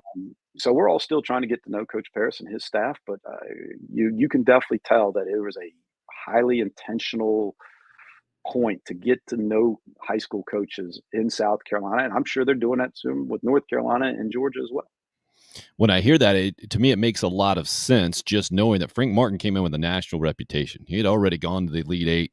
He already had a formula that kind of worked for him and inroads at certain places with recruiting and the whole thing. Mm-hmm. How does, I guess, the Lamont Paris reputation compare to that, or does it just make sense to you that it might be a little bit more fluid to begin with, as opposed to already having some established stuff? Well, I think most people want basketball, high school coaches, and want basketball to be good in South Carolina, whether it's Clemson, Carolina, whatever. They want to have a relationship with the coach. I think everybody's going to give Coach Paris an opportunity and, to see how it goes, develop a relationship with him, see how he conducts his program, because it's not all just about him. That's one thing Coach Paris won't be about. It's not going to be just about him. He's going to make sure the other things are there that are high level with the program. And you can tell that that's evident through his staff, that you can see that they've made a big priority to conduct themselves well and try to make connections with people. Coach Paris right now is a little bit of an unknown. And he's even admittedly said that he hasn't had much experience recruiting South Carolina. So he's just trying to get to know us better, and we're going to try to get to know him a little bit better, and hoping he can make South Carolina basketball really good again. Man, this Gigi Jackson situation certainly can kind of change the game real quick in a lot of ways. And again, I'm with you. Pump the brakes. This thing is not a done deal, at least official. And there's nothing official that Gigi Jackson's coming to South Carolina, but it certainly seems to have happened. And you can't undersell, on the other side of that thing, the massive news of decommitting from North Carolina, which is you were just over the border the other day. Did you go Friday night or Saturday night at Bank of America Stadium there? Friday night. Garth Brooks, out of a scale of 1 to 10, what do you got? He's a 10. His show's always a 10. He is the ultimate performer. He does an outstanding job for sure. So have you seen multiple Garth Brooks shows then? That's what it sounds like to me. I have. I've seen a few of them back in the day. I saw him last when he was at the Carolina Coliseum. I believe it was 1997. Good little story about that. That was during the time when I was a student manager at the University of South Carolina. And I'm pretty sure the show was like a Friday and Saturday night combo that he had. I was in the old practice. I say old, it's not that old. The practice facility, that's now the volleyball competition facility. I was in the practice facility. I was just shooting around, just kind of killing time. And then a couple of guys came over, just random people came over and said, "Hey, do you mind if we bring a couple of people from the concert and, can we, maybe play some pickup basketball?" I said, "Sure, that sounds like that's fine. I mean, I'd rather just play with some people rather than, first of all, play with people at my level, because I couldn't play pickup game with any of the basketball players. They were just way too good." So a bunch of guys came over, and one of them happened to be Garth Brooks that came over. So we had a chance to play pickup ball with Garth Brooks and security, the opening acts, for about an hour and a half. And Garth was so nice and so good and gracious. And he was actually a pretty good basketball player. he came in wearing these long, I don't know, what are those crazy pants that had crazy patterns on them. I don't even know what they're called. And I was like, look at this guy. And then, but little did I really know at the time, he was on the track team at Oklahoma State, I believe. He was a college track athlete. Uh, so he was actually a pretty good basketball player. And I remember towards the end, he made it a point to know my name. I don't know why I remember that, but he was like, "Hey, John, you think we can play tomorrow?" I said, "Yeah, sure. Yeah, let's do it." He said, "All right." And we set up a time. And so the next day, I think we were going to go like at noon or something like that. I'm in the practice facility by myself. And then all of a sudden the doors open and in walked Garth by himself. And he throws his hands up, "John, what's up?" And that was just like the coolest moment ever. And so me and him just shot and talked for about 10, 15 minutes by ourselves. And then other people came in, played again. And he was like, "John, did you like the show last night?" I said, "Yeah, oh, it was great." He said, "You coming tonight?" I said, "No, I didn't get tickets for tonight." He goes, you don't need tickets for tonight. Come on back. You're going to come with us." And so he just took me backstage, let me hang out. He actually got us and the whole, he was like, got us like 20 t-shirts and hats. And he was like, "Make sure you give them to the team." And it was phenomenal. My biggest regret was this was before cell phones and cameras. We didn't get a selfie or anything like that. I didn't get an autograph. I didn't want to pester him, but he was actually a pretty good basketball player. And he was really, really cool. And it was just one of those moments that was like, I cannot believe I am playing basketball with Garth Brooks. And one time, I'll never forget this. I'm probably one of the few people that could say I knocked Garth Brooks on his butt because I did. There was one time we were playing, I just popped him and just nailed him hard. He fell down. I was like, oh my goodness. I got really a little worried and concerned. He hopped right back up, and there was nothing to it. It was a lot of fun. Wow. What I just heard there is kind of a theme from what I've seen from ultra famous people and the limited interaction like they just want to be treated like regular dudes. I mean, if they're guys, is that fair? Is that what you got from Garth? Yeah, he was just he was a good dude. I mean, other than him wearing those crazy pants that he was wearing, he was, like I said, he was a good ball player, treated people. I never saw anything different out of him other than I just knew that was Garth Brooks, and he was fantastic. All right, the basketball scouting report on Garth Brooks. What do you got exactly? Give us a nerdy X's and O's basketball scouting report. He was a lot faster than what you think. He was, like I said, that's when I went back and found he was I think a track athlete. I'm pretty sure it was Oklahoma State. I have to go back and look at that. He was really fast. He was stronger than I probably initially thought. He had a pretty good jump shot. I mean, he was, when I first saw him, I was like, okay, how good is he going to be? He was pretty good. He was not the best player out there, but he was far from the worst. I actually probably was one of the better players out there. This was not a basketball game that was going to make people jealous, but it was a good run. There was good competition. It was a lot of fun. Craig says you hit him so hard it changes. Good stuff. So what I heard was sneaky quick. Yes. Good mid range. Yes. Country strong. Is that yes? All right. Very fair. The old sportsy scouting report. Good stuff. John Combs breaking down the Garth Brooks and Gigi Jackson situation in very similar ways, expert ways. Man, good catching up with you. Good luck with the rest of the July break, and we'll get you back on real soon. Sound good? Sounds good. Thank you for having me, Tim. Absolutely. John Combs, Westwood High School head coach, former Gamecock student manager back in the day for Eddie Fogler during the heyday.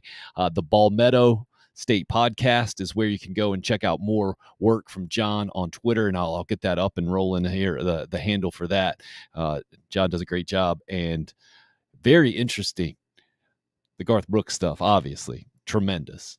But the most interesting part to me about that, not just the Gigi Jackson situation, how he sees it, I think pretty similar to me, just a massive deal. But from the Gamecock basketball perspective, you got to say, wait, you got to wait until it's actually official to get too excited about it. And then once it does happen, you're not guaranteed anything necessarily from a wins and losses standpoint, other than instant relevance, because you have G.G. Jackson attached to your program, which is still a massive step forward, I think, for Lamont Paris and South Carolina basketball.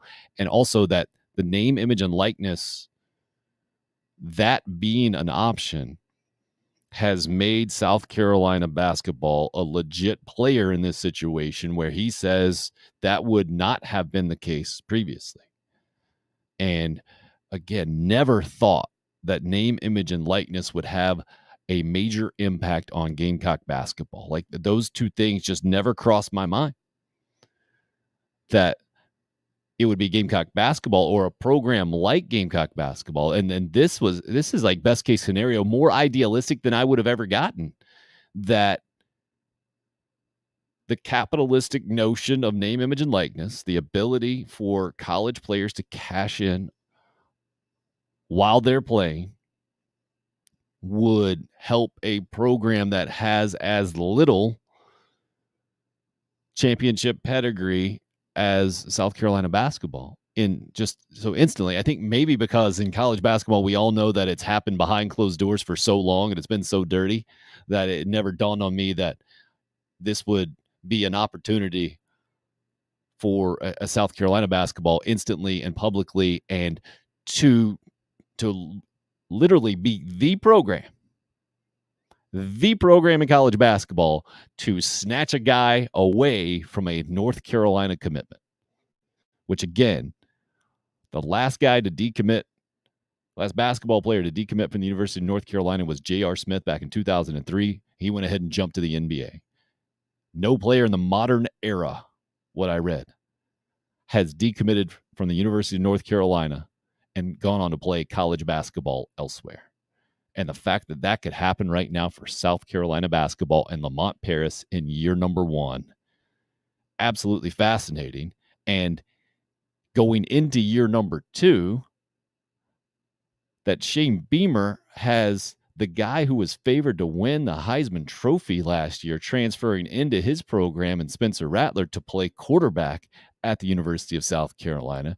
I think if you have anybody giving you that lip service that it's only going to create a wider gulf for the powers that be and the whole thing, those are two prime examples. I never thought they would hit South Carolina like they've hit them, but I don't know what better argument you could have, assuming this G.G. Jackson things actually plays out. And again, we need to pump the brakes on that, but the massive news of the decommitment seemingly paving the way for this thing, and it looks like it's going to happen. And for those of us who have lived through all of that, the Jermaine O'Neals and the Kevin Garnetts and the Ja Morants and the Zion Williamson and the whole thing, just crazy in so many ways. So just fascinating developments there. And then John took it a step further and gave us insight on Lamont Paris and the Gamecock basketball staff and the impression they're making on high school coaches. And from what I heard, it's a pretty positive impression, and one that is laying a foundation, at least, to change the game in the state of South Carolina, which Gamecock fans have been looking for forever. Right? And even guys with national reputations, Frank Martin, number 1, recently, Eddie Fogler before that, Dave Odom before that, they couldn't do it. Frankly, they just could not do it. They had some success, but they could not change the perception of South Carolina basketball into a consistent winner. And that's just what happened. The Final Four run was tremendous for Frank Martin. And again, the singular example of an underdog run that I never thought I would see in my lifetime. Of success at South Carolina, University of South Carolina. I'm going to put that way up there. But also, I think that tremendous achievement and the joy it brought South Carolina fans is just slightly above kind of the corresponding disappointment of not being able to capitalize on that by at least going back to the NCAA tournament, man. least sustaining some kind of relevance in college basketball. And that's the trick, right? Because G.G. Jackson comes to South Carolina. If you think he's going to be there more than a year, I think you're fooling yourself. You're not paying attention to history, to just recent history and the way the world works, this collective bargaining agreement that's going to pop up and change the game there for NBA guys. And the path of improvement that G.G. Jackson's been on, it just doesn't seem to make a lot of sense. And that doesn't seem like something you can bank on for sure. But as I say that, none of this seems like it makes a lot of sense or is going off any kind of precedent or the whole thing. So what do I know, right? Just an amazing feat to begin with that South Carolina basketball has gotten to this point to be relevant on July 18th in 2022 with a number one player in his class who looks like he's on the path to reclassify, move up a year, and has decommitted from the University of North Carolina, could be coming to the University of South Carolina. If it wasn't that of that magnitude, we certainly would not have talked about it as much as we did today. Happy to have done so because it seems very appropriate, especially right before SEC Media Days really kicking off over in Atlanta this morning. In about an hour and a half from now, I think 11:30 a.m. Eastern time is when the SEC commissioner, Greg Sankey, will officially, I think, get things going there at the podium. And then you got 3 teams today, 3 teams day number 4 on Thursday, and then groups of 4 going tomorrow and Wednesday. And it's LSU, Ole Miss, and Missouri at SEC Media Days kicking off in Atlanta today. Tomorrow, the Gamecocks in the group of 4. Alabama will go first, Mississippi State second on the main podium, and then Shane Beamer and company in the 3rd spot ahead of Vanderbilt. Wednesday, Arkansas, Florida, Georgia, and Kentucky. And Thursday, fascinating finish with Auburn, Tennessee, and Texas A&M. So we did break down LSU a little bit today. The Brian Kelly situation, mentioned kind of the overriding theme of SEC coaching calm really going into the season of 2022. Doesn't appear like anyone outside of Brian Harsin and Auburn is poised to be on their way out. Certainly this time last year, I don't think we'd have been saying Dan Mullen was poised to be on his way out. We were wondering about Ed Orgeron and everything that was going on in that program, but I don't think there was too much money being put on him being done. His LSU coaching tenure coming to an end that quickly, and the same with Dan Mullen. So I say that knowing that SEC football can change real quick, especially the head coaching security. But across the league this year, it looks like there's a lot of calm as opposed to other preseasons. SEC quarterback competitions, tremendous at 3 places specifically: LSU, Auburn, and Texas A&M, and they all involve transfers. And which guy ends up taking the job, assuming one does, how much success that guy or another guy can have will play a lot into how these 3 schools' seasons play out. If Auburn can get TJ Finley playing at the level that we saw him play in his first career start at LSU, then Brian Harsin is going to be the Auburn coach next year.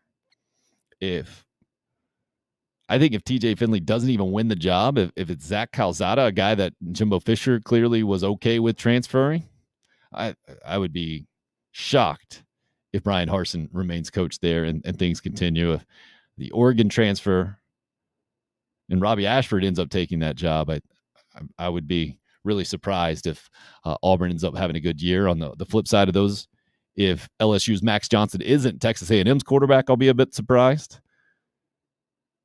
And if Jaden Daniels doesn't at least factor in significantly at LSU, I think Miles Brendan's pretty good. But he's been hurt so much, and Just hadn't been consistent there. And Jaden Daniels seems so gifted, so talented, so experienced. How that thing plays out in Brian Kelly's first year, tremendous. Will be interesting to hear what he has to say. I'm guessing we'll get a ton of coach speech today, ton of coach speak. We'll break it all down for you tomorrow morning. Looking forward to really getting into the SEC football conversation and breaking that down as well. And that's what this week is all about, just signifying the shift towards football season in a major way. SEC Media Days kicking off in Atlanta today. The next 4 days will be a large topic of discussion, and then we'll continue to just dominate our discussion for the months moving forward. But who knows when more G.G. Jackson stuff might sneak in. A little golf sneaked in today as well with Cam Smith winning the British Open over the weekend. Thank you for being a part of the program. Please like, subscribe, comment, all that stuff if you can. The YouTube page specifically, where we'd love to see more subscribers hop on. Always up on YouTube, Twitter, and Facebook with the video podcast. The Podbean is where the audio podcast streams live every morning. York weighing in with a hope we do well in keeping baseball commits this week. Yep, with the Major League Baseball draft as well in there. Craig, peacing out. Thank you guys for your contributions and joining us, Anthony and DC. I think the first one's in on the program. That'll do it for the July 18th edition of Tim Hill, Unrestricted Free Agent.